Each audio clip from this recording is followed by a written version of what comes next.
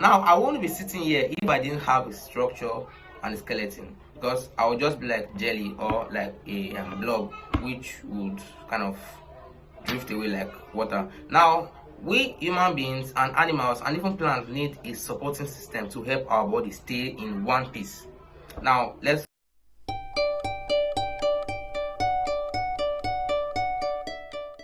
talk about this concept. Now in this episode, we're going to talk about the skeleton and bony structure. And now basically the skeleton, we define it as basically the part of the body that helps us to that provides the bony framework of the body, which provides shape and support and protection to the soft tissues and organs in animals. So without skeleton, animals would not be able to carry out or move their life processes. So that's actually true with the basic way we live. Now there are three major components of skeleton. We have the cortical, it's let's just say the cuticle, and that cuticle is often it's made up of a protein called chitin, and that chitin has a thin waterproof layer of wax. And this cuticle is common in insects like scorpions, ants, and all the rest. We also have the bones. These are another kind of skeletal material. It's common in vertebrates. It is basically made up of calcium, phosphate, and other compounds of calcium. So it's actually very strong. I guess we're told, I once read that it's actually 3 times as strong as concrete.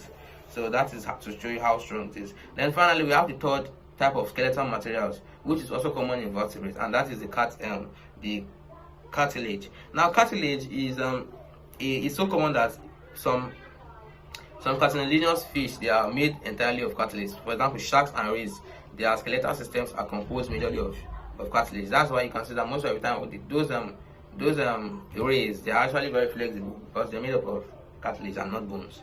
Now these cartilage, they are actually a little bit more flexible than bones, and they are made up of living cells which are called chondroblasts.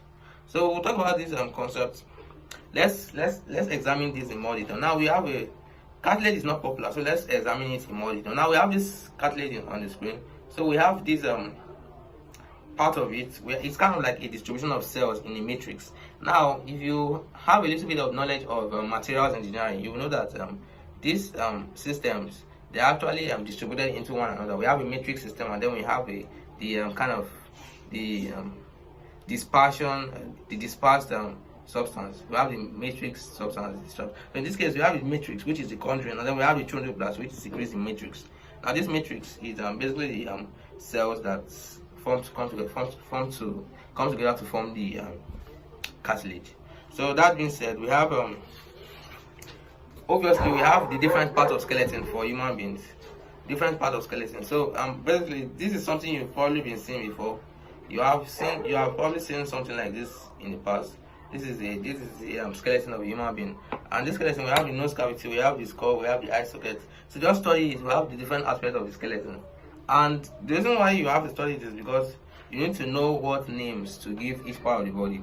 So just knowing the names of the bones themselves can give you a great deal of understanding of how the human system works.